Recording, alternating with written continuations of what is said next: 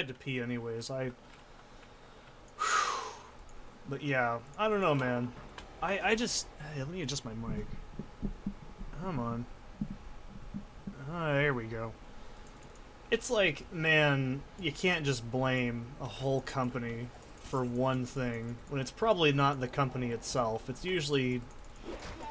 Like, it can be the company itself, but my point is look at who made the mistake and then blame them. Like, if it's bad PR, it's bad PR division. If it's bad, like, art design, blame the art division.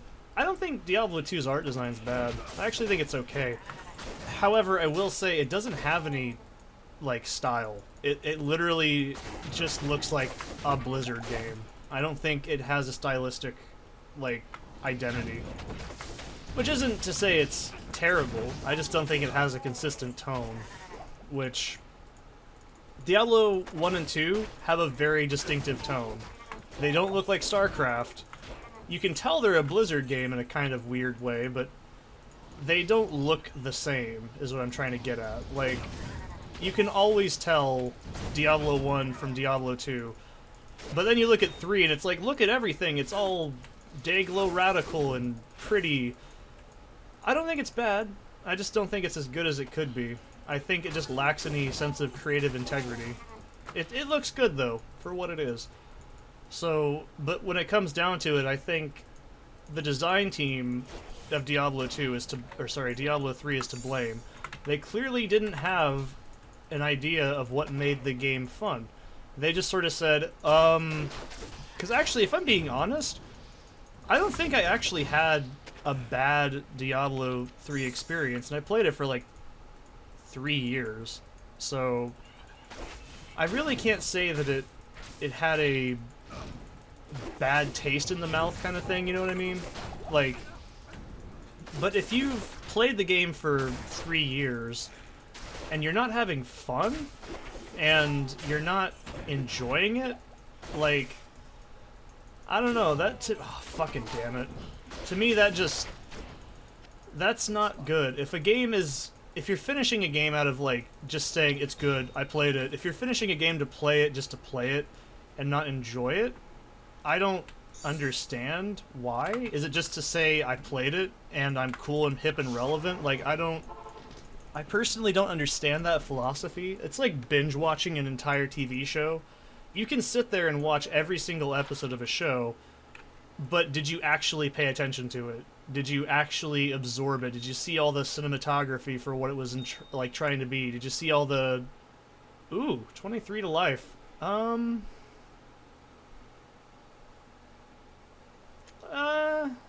I'll put it in the actual inventory. That's pretty good. That's solid. I mean, well, let's see what I got first. 22 to strength. We'll see about this. I don't know yet. 8, 7, 6.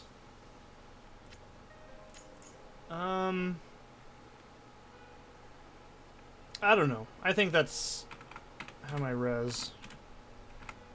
That's fine. I don't think that's too bad. Like, it's not endgame gear. I've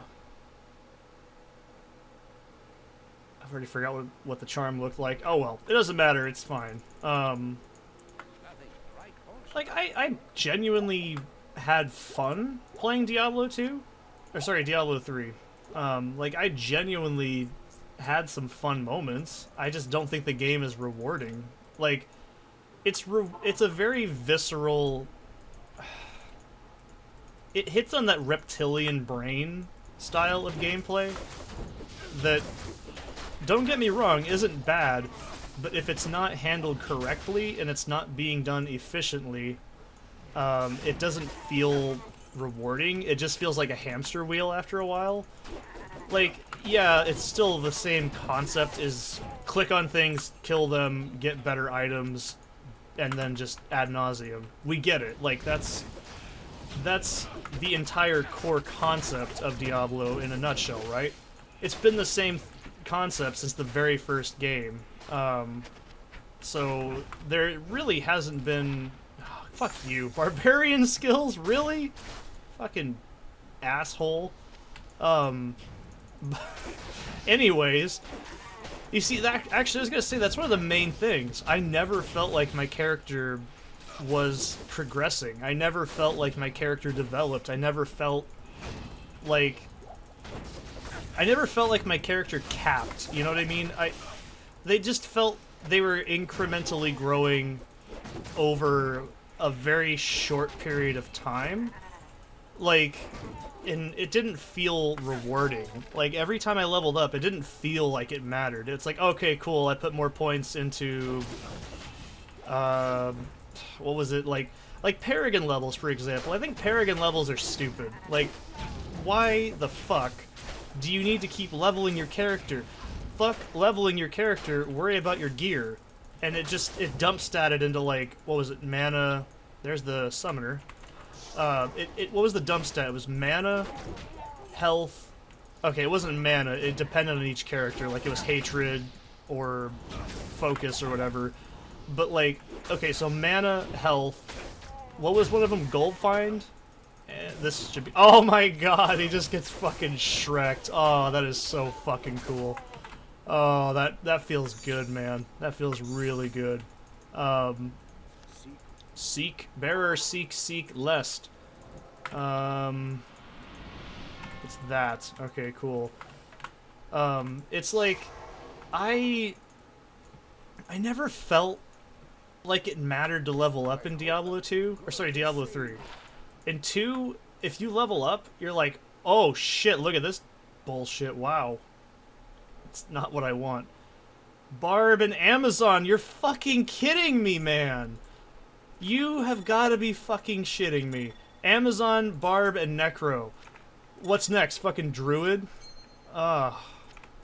You're fucking shitting me, dude. I haven't gotten a single Paladin-specific drop in a very long time. Let's see if that's actually... Let's see if that's okay for our boy. The defense is great. But the reses aren't very good. Anyways, like, that's my biggest problem. Like, I never felt like leveling mattered in Diablo 3. Like, in Diablo 2, if you level, yeah, you're gonna hit diminishing returns eventually. That's just inevitable. I don't want to take the staff. Like, you're gonna hit diminishing returns, yes. But in Diablo 3, it's just like, cool, keep leveling. And then keep leveling, and keep leveling, and keep leveling, because leveling is all that you want. You just want to see that number get higher, right? That's what we think you want to do.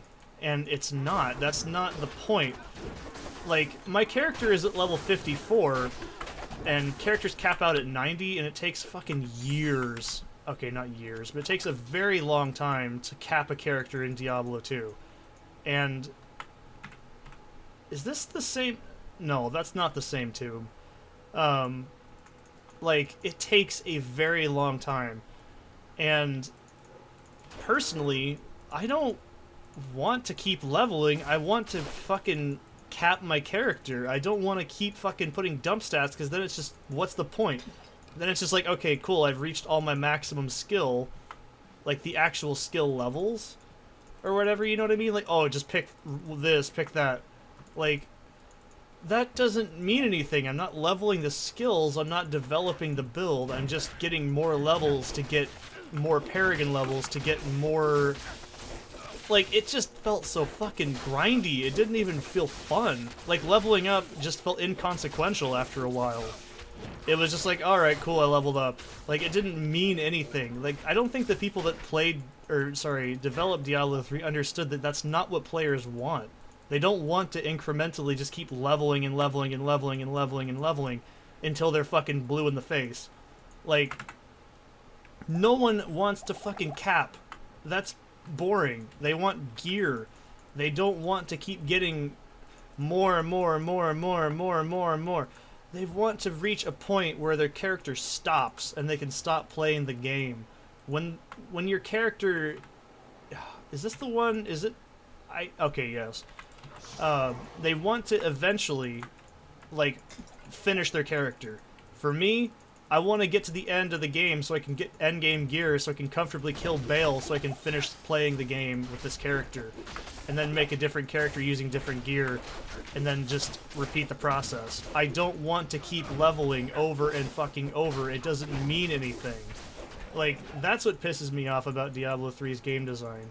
It assumes the player just wants to keep increasing exponentially. And that is not the point. The point is to reach specific limits on the character. It doesn't matter if they're at, like, max level or not. Like, it's what I think I always say. They just did not know what the fuck the players wanted. Like, players didn't want to have every single fucking, like, character play the same. They wanted their skills to matter. And I get that they were like, Diablo 3, play your way. Yeah, lol. Like, that's not... That's great, but then what happens when that skill gets nerfed? Then just, oh, the other skill's too overpowered. Then just make all the skills do the same fucking thing. Like, it doesn't, all the characters are the same. They all have AoEs that all do the same thing. They all function the same. Like, except for maybe, well, Demon Hunter is a little bit different, and so was, what's it called? Oh, right, wow, that was quick. Demon Hunter and Witch Doctor both are kind of unique characters, but they still boil down to the same things. I don't know, man. I don't think it was a good game. Like, if you like it, that's great. That doesn't mean anything if you like it, but look at it objectively and see why you like it, because that's what really is important. There is such a thing as having bad taste. And if you have bad taste, that's not a bad thing. But if you try to justify it being good without any reason, oh, I like it, well, that doesn't mean anything, man. I like ice cream. That doesn't mean anything. Holy shit, Duriel is a brick fucking shithouse. Wow.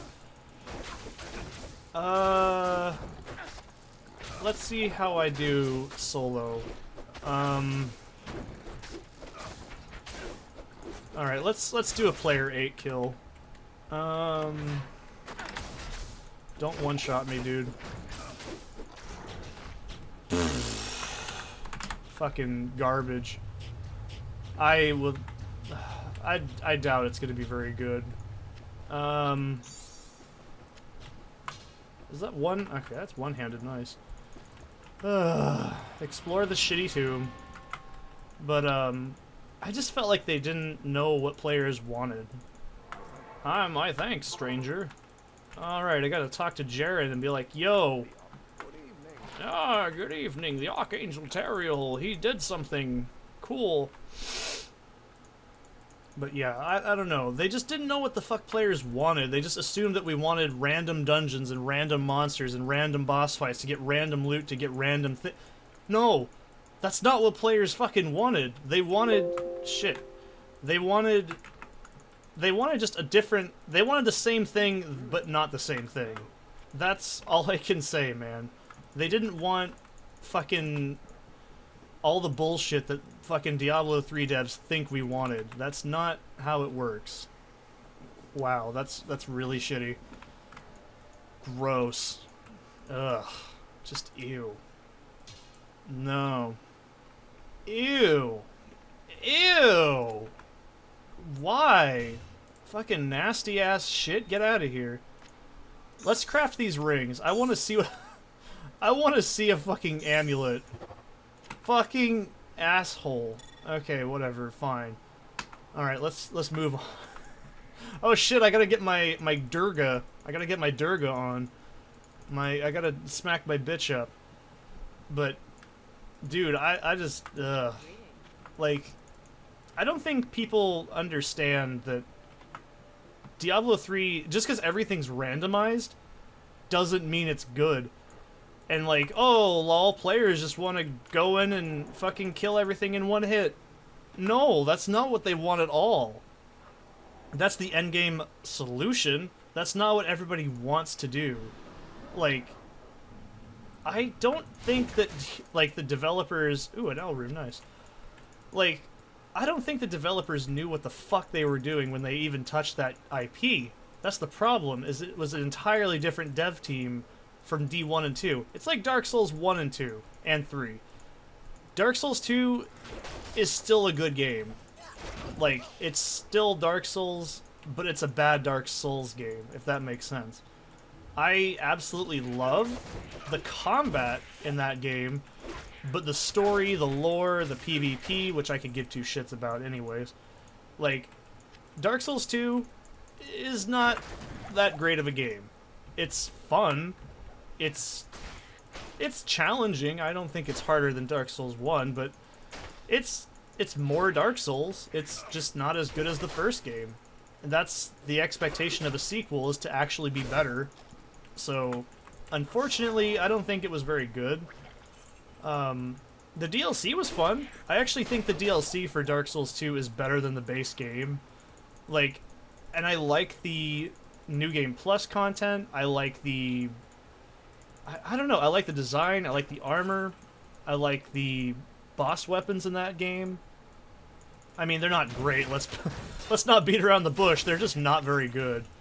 But, I mean, they were fun. Like, the game feels fun. And sorcery was fun, hexing was fun.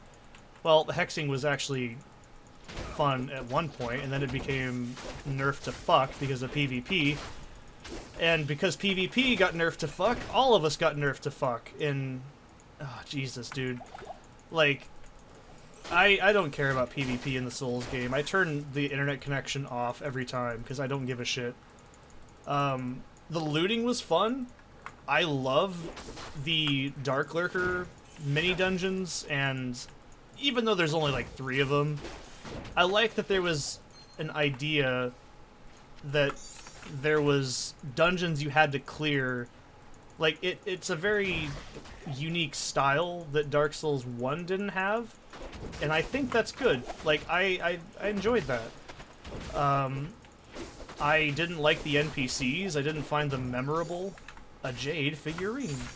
I didn't find the actual game, like, bad. It wasn't, like, offensively bad. It was just... You know, it was Diablo, sorry, it was Dark Souls, like, but with a little few extra things.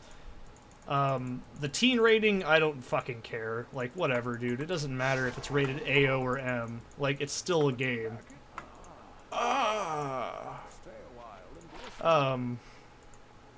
Like, I really don't care about whether or not so-and-so returns to voice Who's a Hauser, and Who's a Hauser isn't depicted like he wasn't. I don't care.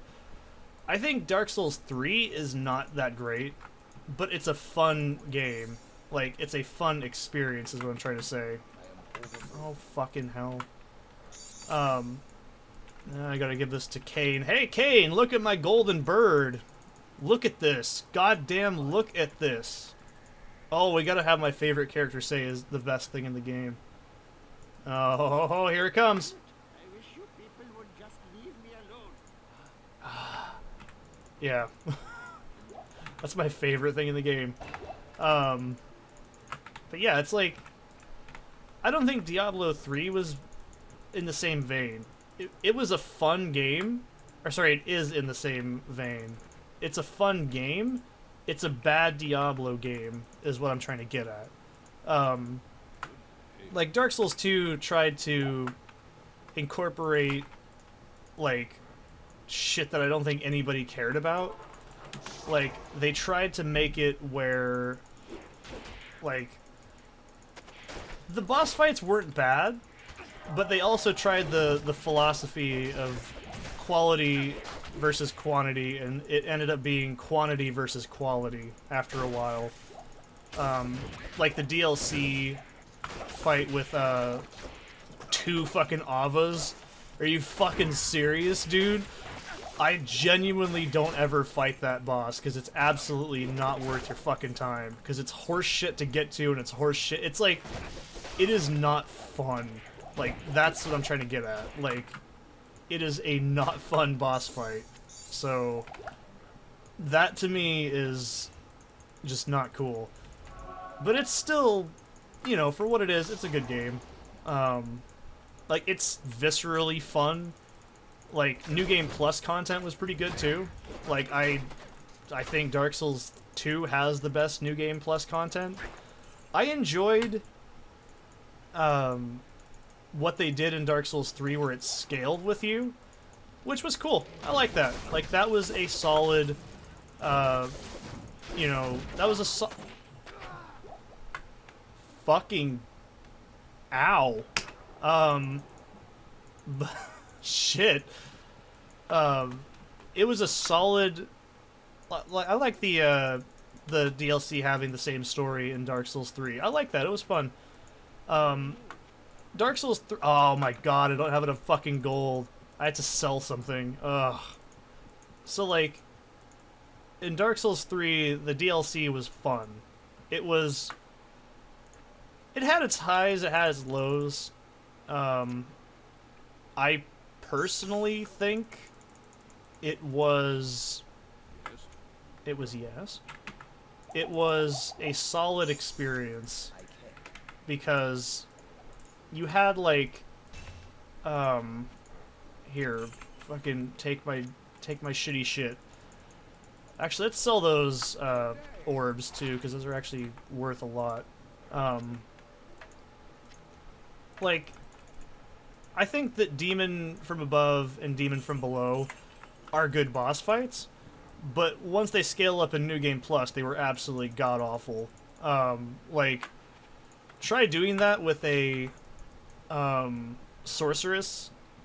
Oh god, that, like a soul build, that's just terrible. Like, that shit will make you want to pull your fucking hair out. Like, it is so fucking unforgiving, it's not even funny. Is it the Spider Cavern? That's, I always fuck up where this dungeon is. But, like, that was just, oh, fuck. Double fuck. Okay, let's not die again. That was absolutely goddamn ridiculous. Like, I don't know, like, I thought that was fun. I think Dark Eater Mid-Ear is a pretty cool fight. It's long, and it's stressful, but it's fun.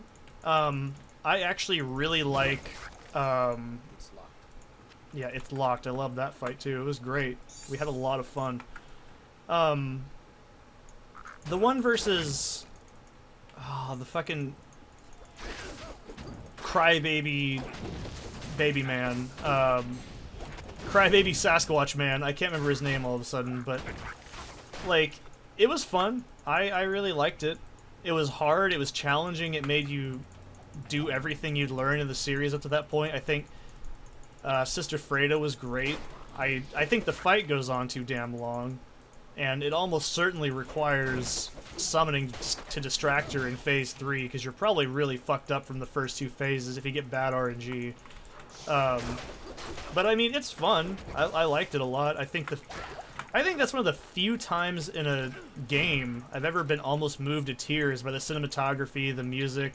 It's that scene where fucking, what's his nuts? He starts, like, twitching, and he starts shaking, and it's like, the combination of the music for that and, like, everything is just solid. Like, it's very, very viscerally emotional, and it's really good. I personally think that's one of my favorite moments in the entire series. I don't know, I think, like, the combat was really fun, like, the exploration in 3 is very fun, but I think 2 just feels better in terms of exploration. Like, 3 is just really short, and I mean, I don't like the boss fights as much in 3, because 2 had a lot of bosses, and some of them were just really shitty, like Prowling Magus. That one's really bad. Or, fuck, like, Dual Dragon Rider, like, that one's really stupid and easy. Like, but at the same time, the DLC ones were great. I absolutely love that Sin is, like, a boss you need. You don't need, but it's very, very useful. You either have repair powder or a secondary weapon to kill him, because he takes such a fucking beating. And I like that. different to what you're used to. And I think that is what makes it a fun fight. I don't mind. I actually don't think, what is her name? She's the boss in that same DLC, in DLC 1. She's the, oh, Jesus, I used to remember her name, but it's Nashandra's sister. It's the first one you fight. I think that fight's not as bad as people make it out to be. It's really only bad if she summons, like, Velstadt and then, like, a bunch of shit, and then you just get, like, wombo comboed. But if you're very aware, it's not as bad as people make it out to be. But I understand why people think it's hard. And it's required. Let's not beat around the bush. Fucking Gank Squad is a shitty boss fight. That was dumb. And the reward is nice, but it's still very stupid. I like the armor sets they added with it. Some of them were pretty cool. And then DLC 2 with Old Iron King was really good. I actually think that's my favorite one. Like, Blue Smelter Demon is just different enough. And hear me out on this. He's just different enough to where you can't do the same tactics you were doing before that. And I think that's what makes him fun. Like, he fucks up your timing. And he's a lot... Personally, I feel like he's easier than Vanilla Iron King. But his delays, that, I love that. You can't just use the same strategies you've been using on regular Smelter Demon. You gotta be different. But to me, yeah, it's still just a reskin of Smelter Demon, and the boss weapon is just magic damage instead of fire damage. It's nothing to write home about if you're into collecting boss weapons. But, I want to see what this is. Ugh. Gross. Yeah, I think...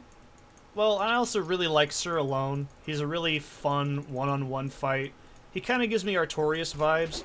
He's a little bit easier than Artorias, I'll say, but it's his speed. He's really fun. He's a really fast one-on-one duel. He feels like something out of Bloodborne, more or less, and I like that. I don't think that... it's not Smelter Demon, it's the final fight of that DLC. Fume Knight, there we go. I don't think Fume Knight was bad, but I don't think it was good either. He's kind of like the evolution of what Dark Souls 3 bosses would end up being, and I think that's kind of why I don't like him as much now. Like, his Phase 2 is just kind of shitty, and fuck you kind of attacks, like his AoE is really bullshit. But he is a fun, tense fight. He does a lot of damage. He fucks you up really easy for making dumb mistakes. He's fair. I think that's the best way to put it. He's fair, but he's not bullshit. And I really like the exploration.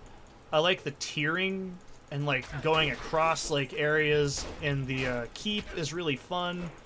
It feels good.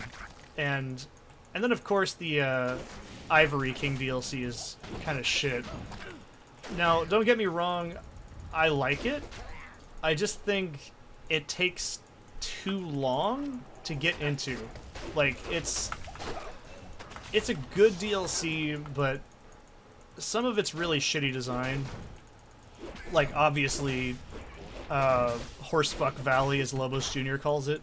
Yeah, that's fucking terrible. That is absolutely goddamn annoying and stupid, and it sucks, and nobody wants to do that. I don't blame you if you've never done that. I have, and I hate it every time. I've done it in New Game Plus 6, and it's just as annoying there. It makes you want to not do it. But yeah, I think it was okay. I don't think it's very bad. I like the final boss fight and how it requires you to explore and actually look around. You can't just speedrun through it like you normally would if you're like me. You actually have to find where the Ivory Knights are at, and it makes the fight doable. Because otherwise it's just a shit show, and it sucks. So, yeah, I think Ivory King was a good way to end it. And obviously you get the the cosmetic stuff afterwards. What else? Like, it's not great for story, I guess, but it's okay. It's just okay. I think that's fair. I really like what's it called? It's the city that you go through in DLC 1. I can't remember. It's been a while since I played it, but I really liked it. Like, that whole area is fun to explore. It's cool. It looks cool. It's visually different. It's a style of combat that you're not used to. Like, I like the approach to it. I like how it wraps around itself. It feels very much like Dark Souls 1. Well, hell, even like a Demon Souls level, I'd say, too. But it's still got issues. Like, it's a little bit horseshit, like, when you don't know what to do. Especially the ghosts, if you don't know how to handle that yet. That's a really annoying thing. But it's really cool because it catches you off guard if you're used to it. You're like, oh, look, a player. Oh, fuck, no. That is a good bait and switch the first time. I like that. I also like the NPC invasions. Felt more like real PvP invasions. It was fun. I generally enjoyed all 3 of those DLCs. The weapons they added to it weren't anything to write home about.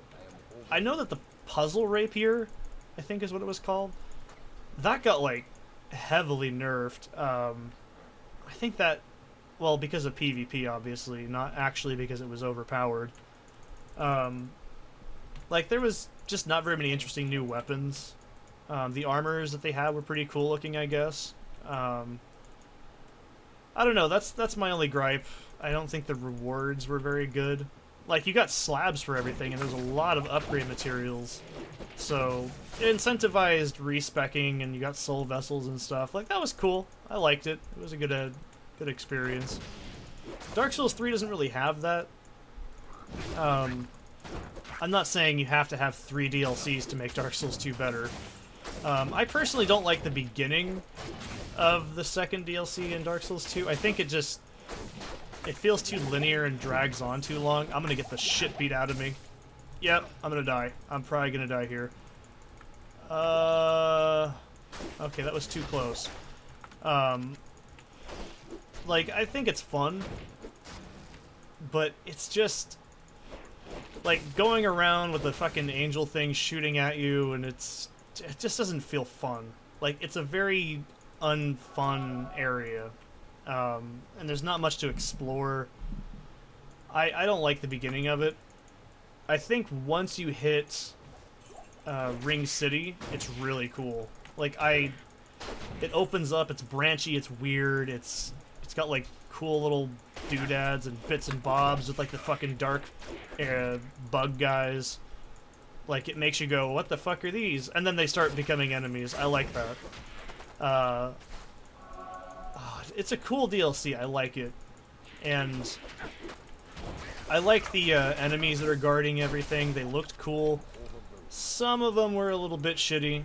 Like, big fucking O-dude that just, like, had, like, infinite fucking poise and, like, 8 billion health. And he just shit on you if he hit you once. That was a bit dickish. I don't think they're like the Ring Knights. They look like they have, like, gray armor.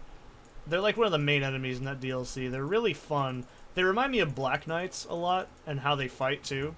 So they were pretty cool. They kind of remind me a lot of Forlorn in 2, which I liked. So I think they were fun. Like, they had a lot of cool enemy types. There was a lot of mini bosses like Midir. I think Midir's cool. But she just has, like, or he or she, whatever it is, it has so much fucking health that it feels like a slog to get through. So a lot of players try to cheese it, and it's just not as fun. Like, it's like Ancient Dragon in Dark Souls 2. Ancient Dragon isn't actually that hard. It just kills you in one hit. Like, the strategy for that thing is just look at its foot, what's its foot doing. It's not actually a very hard fight in the end of the day. And I don't think that's a bad thing, but it's not very good either. I love the design of that whole entire thing. It's really cool. Like, is this Fire Cavern? Yes, I think so. Arachnid Lair. I might be wrong here. I don't think this is the right dungeon, but I'll go in it anyways. Yeah, there's a lot of, like... They're still bad. Like, I don't like that fucking swamp section. Because there's that fucking mini-boss. I can't remember what it is, but it's like there's that mini-boss at the end of it near where Midir sits and waits for you like a bitch. And, like, that part, too, like, you have to fucking make Midir go down to, like... It's a little bit tedious. I don't like it. But I don't think it's bad. But that fucking mini-boss that could just wombo combo you, and it just... It's such a fucking slog to get back through there. You can get, like, ganked really easy by those bug things. It's just not fun. It is cool, like, they hint that you can use Chameleon, but who the fuck uses that? To make it a lot easier to get through. But I just don't care enough, man. Like, it's just not worth it to me, so I don't like it. But, yeah, I mean, there's a lot of optional cool shit in that DLC that was really fun. It made exploration worthwhile, and I like all the little throwbacks to Dark Souls 2 and Stiletto, and, like, I like that. I mean, that's cool. It's a good way to finish off the entire series. And I like how in the end, after you kill Dude, you could get extra story by going back to the Painted World. You could, like, it genuinely felt like a conclusion. I feel like you should play that before you finish, actually no, after you finish the main, like, story quest, and then do that. Like, I think that's the natural conclusion to that. Let's see what this is. Holy shit! 68 to life. Damn. Wow. Or 58, sorry, not 68. That is actually a pretty solid, like, piece of gear. But I don't think it's worth switching out. I have too many good reses from my current amulet. I don't know, man. I think, like, the biggest gripe with Dark Souls 3 to me is it just felt too short, and the DLC was not... There wasn't enough to do. Like, that's my biggest problem with it. There just wasn't very much, like, in terms of... I mean, the most of it was story. I don't think that's bad. But there just wasn't a lot to, like, go back to and change. Like, in Dark Souls 1, Ulasil... What is this? That's not bad. That would break in, like, 1 minute. I can already tell. Let's keep these in here. I want to see if I can get a nice amulet out of this. What? Oh.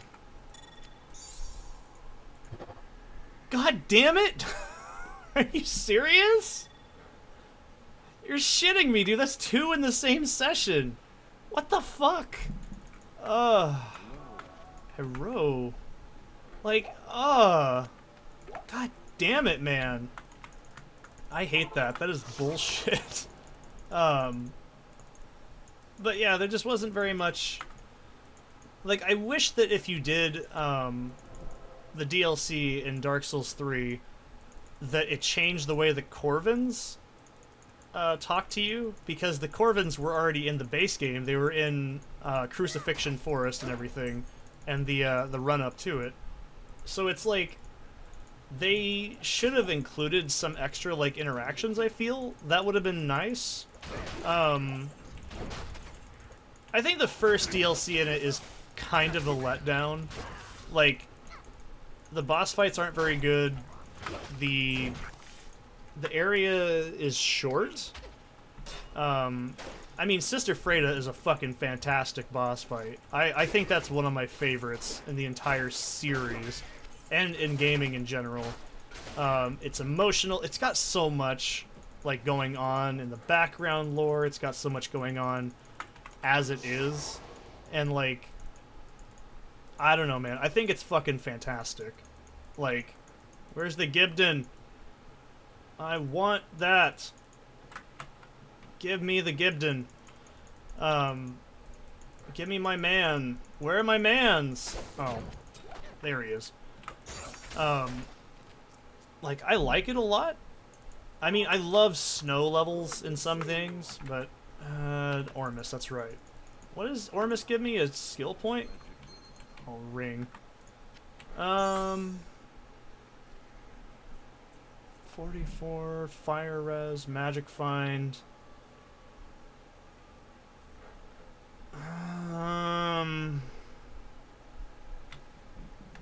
No, it's just not very good. Actually, let's look at that again. Hang on a second. Yeah, that's just not very good. Well, it's not bad, it's just not very good. That's the same thing, isn't it? Oh, fuck you, I don't want you. Go away, lay on the ground. Like, I like the run-up in that DLC, but it's just, there's not much to it. There's not much to explore to find. I'm not saying Dark Souls isn't exclusively based on boss fights, but it kind of is. And I think the boss fights in it were kind of a disappointment. At least in that DLC. Like, there's 1v1 me bro with a wolf, and there's what else? Like, the giant crabs, but they're snow crabs. Like, it wasn't bad. Like, I just don't think it was very good. I don't know, man. I get so weirded out when I think of that DLC, because there's so many things that it does right, but it does wrong. Because Sister Freda is technically like 3 boss fights, and then you have the PvP duel against Sir Fuckhammer McDouchebag, or whatever his name is. Like, it's short. It's very short. That's my only gripe. I don't think it's bad. It's just, it's a little bare bones, in my opinion. Like, there's just not much reason to explore either. I mean, you get a lot of slabs. Like, that's about it, though. Like, you will have more slabs coming out your ass than if you ate at, like, McDonald's, alright? It's pretty fucking cool. And there's even that little reward one when you talk to the Corvus or whatever at the end, or Corvix, and it's like, that's pretty cool. I like the story that's going on in that, like how the painted world is like a world inside of a world, but it's like the duality of what's going on outside. Like, it's cool. I really like it a lot, but in terms of gameplay, it's a little bare bones. There's not a lot to it, and I think that's my main gripe. It's just there was not as much meat, you know? I wanted just a lot of adventure. I wanted more. And I think Ring City had that, and it's the last piece of DLC for Souls, right? And I feel like it did. It did a good job. It wrapped everything up, and the ending is existential and weird, and I like it. I like how after you kill Gertie McDoodledad, I don't know what his name is off the top. Slave Knight Gale, there we go. I can't believe I fucked that up. I was like, it's something slave, and so, like, I like the story of Gale, too. Like, he's a cool character, like how he was an Undead Legion not Undead Legion, but Undead, like Thrall or whatever, that just got used as cannon fodder, basically, because they couldn't die. And they just keep overwhelming people, like, and he has this massive history behind him. I really, really, really like that. That's really cool, and I like how he's ingesting, like, the blood of the pygmies to become, like, to bring it back to paint, like, using that, and, like, it's really cool. I love his story. It's really, really cool. Like, he's a well-written and interesting character. However, that only carries so much.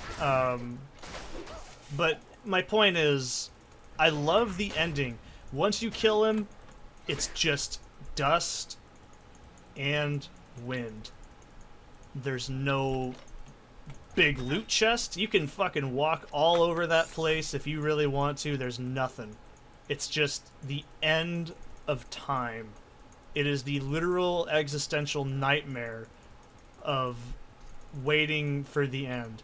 And I really, really liked that. That was a really solid ending to Dark Souls, because I think Dark Souls, at its core, is an existential game. Like, there's a lot of, like, just nihilism, existentialism, and, like, there's so many, like, cool themes like that in that game. And they really, really nailed it at the end of that DLC. I think, personally, that is how you end the series. You end it with nothingness. I think there's no way in hell they could have came up with a better ending for Dark Souls. Because it just says, essentially, it's your choice what you want to do to this world at the end of it. Do you keep letting it go on? Because, personally, I think the ending to, well, how I've always ended it is I've always, like, not linked the fire, because from my perspective that makes sense, especially because Dark Souls 3's story is so cool. It's not great, but it's cool because it implies that what's his name, Twincest boy, he was sick of, like, being the heir to the throne, essentially, to relink the fire. He basically says, let it fucking die. I'm done with this. The world needs to die. Everything needs to go back to zero. It doesn't need to keep recycling. It's unhealthy. And that is what I would do. I personally would say, let the world just end. Because it's obviously not good that the world keeps recycling itself. Like, you have, like, the demon kind are dying and fucked up and mutated. You have, like, creatures becoming corrupted. The world is becoming worse. Like, things like Aldrich exist. Like, that's what I mean. Like, there's so many reasons that not linking the flame makes the most logical sense to me. I don't think that killing the Firekeeper matters. But I like that. Or I think the most logical ending to Dark Souls 3 actually is the it's not the extinguish the fire, but it's the usurpation ending, because I love that. It's like, you don't necessarily stop it, but you also kind of, like, warp the ending to a goal.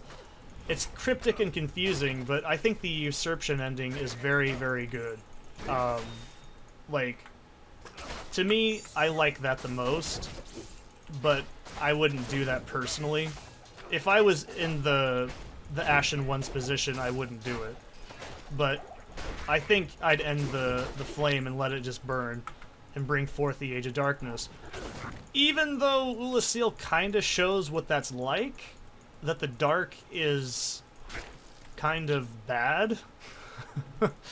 Because that's why I like Dark Souls in general. It's like, actually, if you look at the Painted World, they're in the same dichotomy, I guess, that the humankind in the current world exist in. Like, they're just like, this happens all the time when the mold, it's not the mold, it's the, what is it? It's the, there's a specific thing they call it. What's it called? Dicks. I know what it's called. It's gonna bug me. It looks like red. I can't remember. Either way, when they say when this starts coming, it's the end of times, and we need to create a new world, because you could interpret that as they let it go and then they start anew, rather than recycling. And like they even say that we're not like what you kind do. We just create a new world, and then we find what to create it with through the painter. And I think if I was to do this, like if I was the chosen undead, whatever you want to call it, or Ashen One, what I'd actually do is I'd go with the DLC ending where you give them the blood of the Dark Soul painting and you and snuff the flame, because that's, to me, the most logical ending. Like that, I don't know, there's something about that just makes sense to me personally, because like the world is shitty, let it go, and then just create a new one. Like obviously the overworld, whatever you're gonna call it, it's just fucked. Like it's been corrupted through Frampt and Koth. Like they have like a, you know, duality sort of vibe going on, right? Like one wants to continue linking the fire indefinitely despite the repercussion, but letting it go and just accepting death, or permanent death, or whatever you want to call it, I think that's a better ending, because it just shows that Gwyn fucking up nature in the beginning is the whole reason there's so many problems. Like, he feared the dark and then he fucked everything up. Like, Gwyn is literally the main problem. And I still think that's the very, very good ending to Dark Souls 3 as well, is you fight the Soul of Cinder because it implies that other people have gone and linked the flame before you. It's a good meta kind of thing too, like, because it's all different like builds and what players would use. But like, I love how the very last thing you fight in canon, I should say, in the actual story, is Gwyn, because it makes sense. He's the fucking reason that the fire won't die, because he was the one that fucked it up for everybody and fucked nature up. Like, and he's also the one that, like, created the myth that linking the fire was a good idea, because he just wanted to keep his kingdom, right? Like, and it hollowed him and fucked him up. Because he was still technically undead. I believe, in a way, he's still an undead, right? But, you know what I mean. Like, I think that's why Dark Souls has a compelling story to most players, is because it deals with concepts like immortality and the dangers of keeping things out of balance of nature. Like, I think that's the best way to put it. Like, Dark Souls has one of the best depictions of nihilism and depression I've ever seen in a game. And it's so rare. It's rare to do it correct. And I think Bloodborne as well has a very good message, is that humanity was meant for who knows what more, and then they took advantage of, like, eldritch knowledge and then became worse despite being better. And I like that. It's a very basic Lovecraftian style story, but it's like, I think it's really cool. I genuinely enjoy Bloodborne's story. It's a bit too twisty-turny in some places, but it's still really good. I mean, I'm not a huge H.P. Lovecraft fan, but I like the story that they created for Bloodborne. It was unique. It feels rushed in some places, but I like how, like, Amigadla is like based off of the brain thing. Okay, this is the test. Do we die on this? Let's not, actually. Let's not find that out. I still need to find that fucking thing, but I really need to find Lower Kurast first, and then I want to find that fucking piece and then end the session. But yeah, I really think Dark Souls 2, it didn't have that. Like, it was just bear, seek, lest, right? That's the main problem I have with it. It wasn't a bad story, but it was intentionally confusing to be confusing, and it just didn't end up being very good because of that. I don't think it's the worst thing ever, but I don't like it as much. Because it's just like, it's implied that Manus's soul corrupted and split apart after he was killed, right? And then he became, what's his name? Like, Nishandra, her sisters, are all aspects of Manus, basically. I'm gonna take a drink.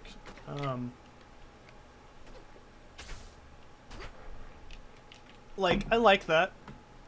Because Manus is possibly the furtive pygmy. I still think it's fairly safe to assume that he was the furtive pygmy in Dark Souls lore. I still personally believe that because it makes sense. Because what's his name? Fucking edgy boy, Chester. There we go. Chester Cheeto. He explains they woke the grave of primeval man. It's not, and his name is literally Manus, which is like Manu from fucking Hindu mythology, and Manu was the first man in Hindu mythology. So it's like, and the furtive pygmy so easily forgotten.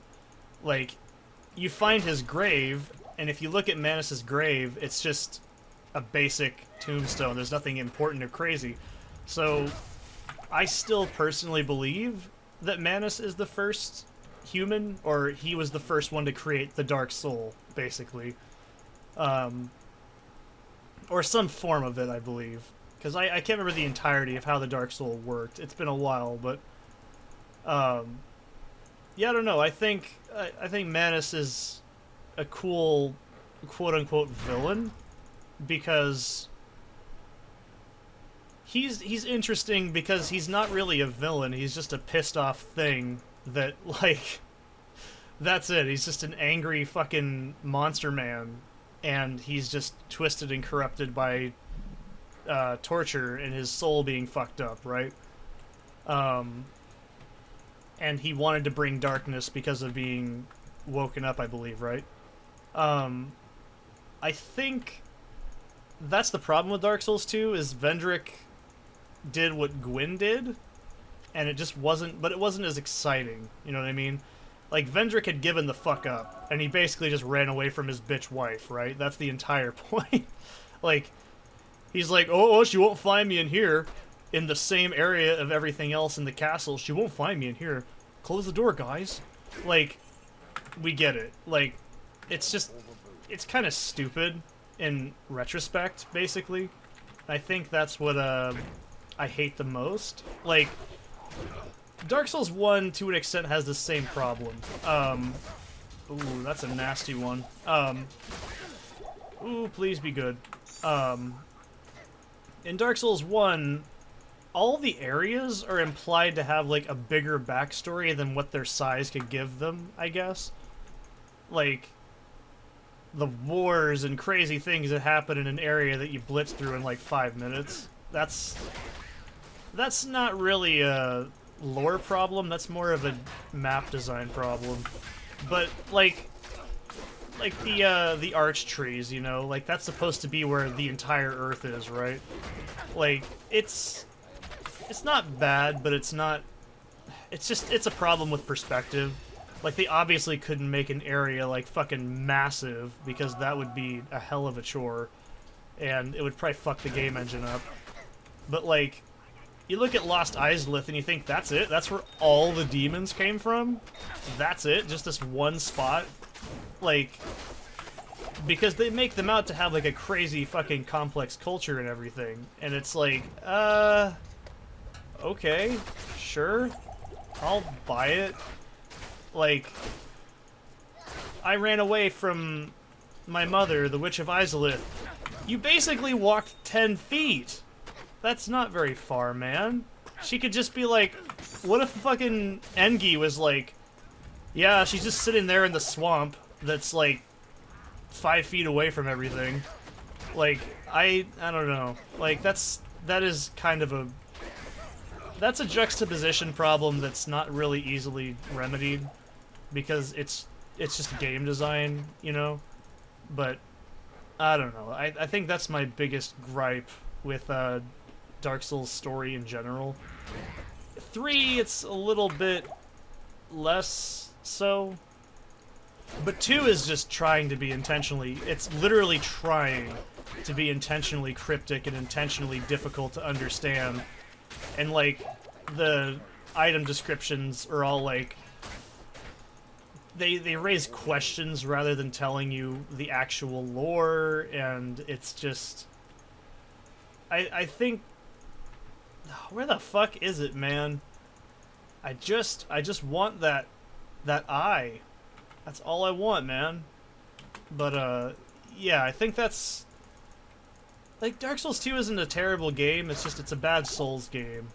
And I think that's, the problem is the story is just really stupid. Like, I don't know. Like, the castle itself, it's just, what was the point? There's like, everyone's dead. Darkness is spreading? I guess, sure. It doesn't really feel like it. I don't know how to put it. Like, the whole story just doesn't really feel as important, I guess. Like, everyone is just kind of vacant, sure, but it doesn't feel like it's a very decrepit environment. It's not like in Dark Souls 3 where shit's just fucking falling apart and just messed up everywhere, and it's like uncomfortable. I like it. Did I find the eye already? Let me check. Am I just stupid? Ah. Well, fuck. It just didn't update the quest, and I thought I fucked up. Oh well. You got to hear me rant about Dark Souls 3. Alright.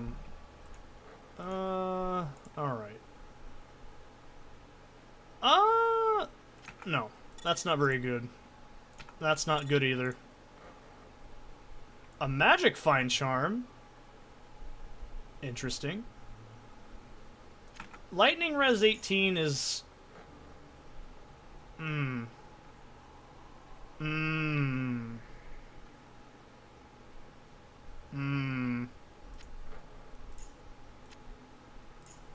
swap that out. You know, let's do this. This has fire res.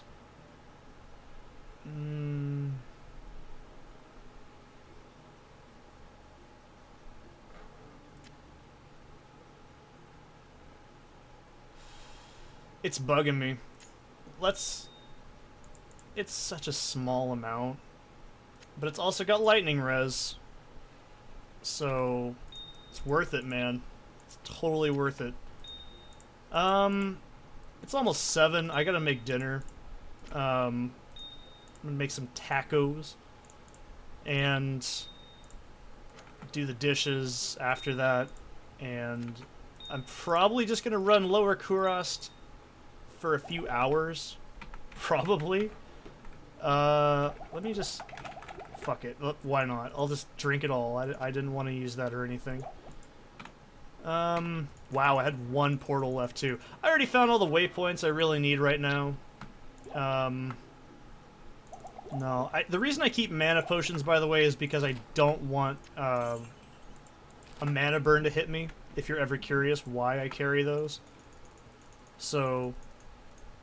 Yeah, I mean, I think that was a pretty solid, you know, experience. Let's gamble this. I want to see if I can get like one last thing here.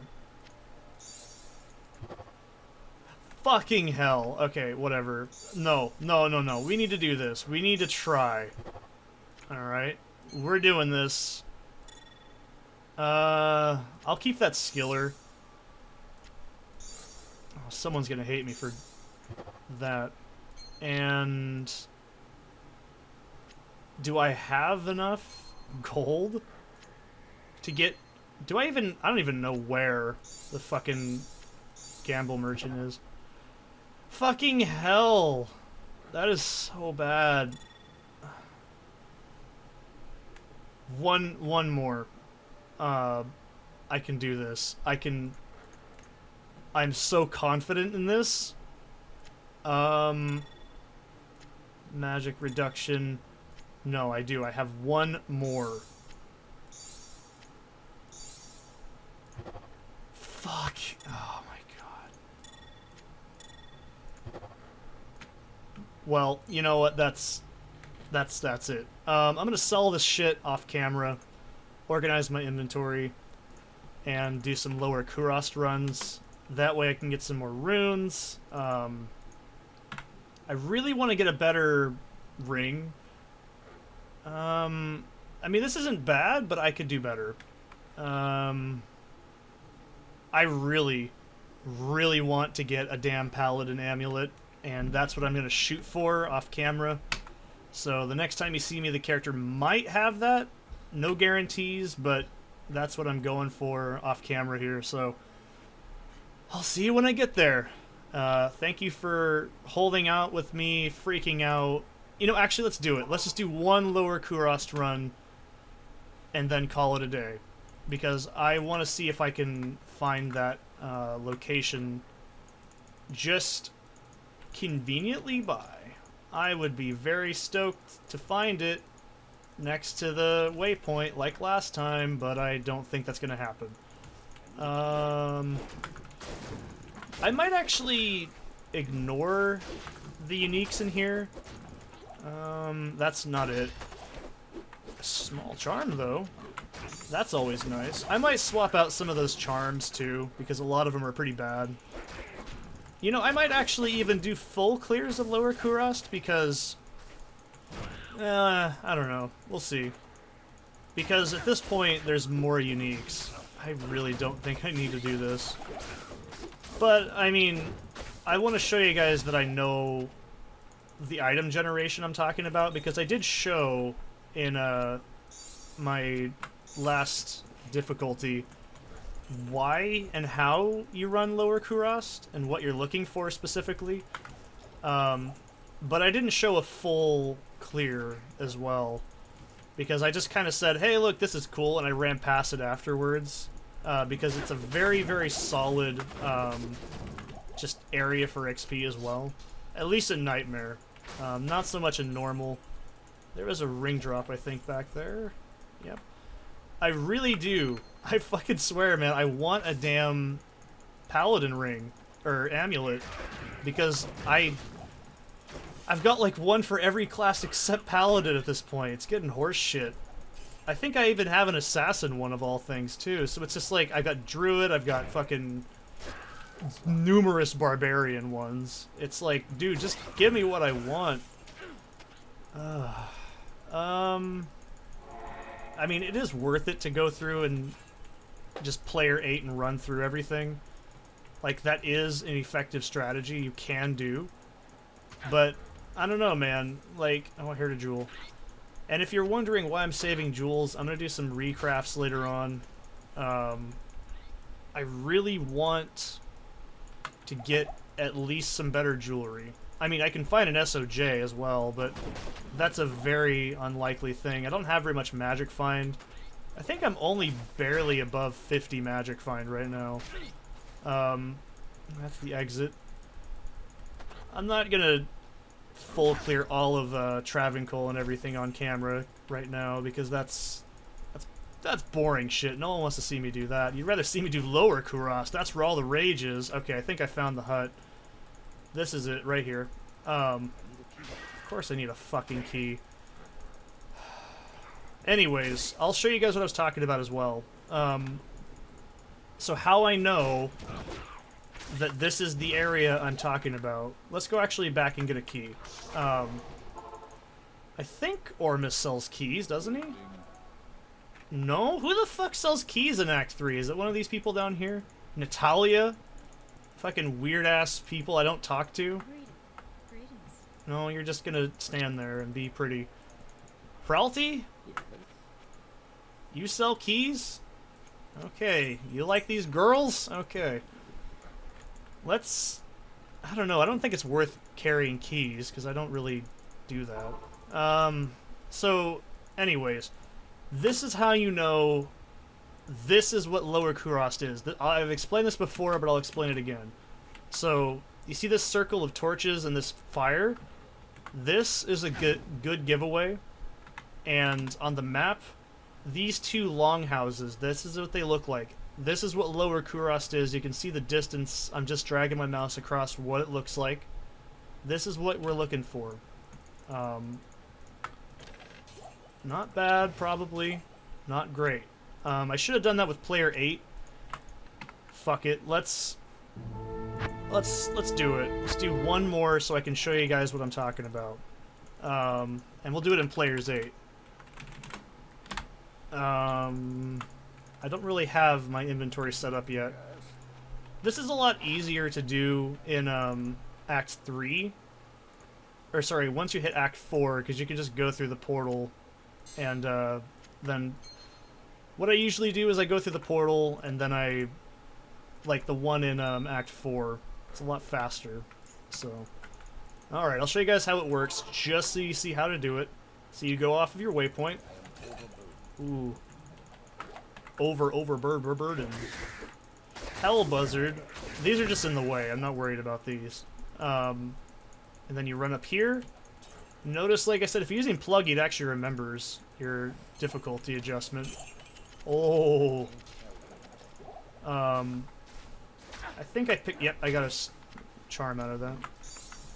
These are in player 8 difficulty, so be prepared. There's also almost always a corpse there as well that spawns. And boom.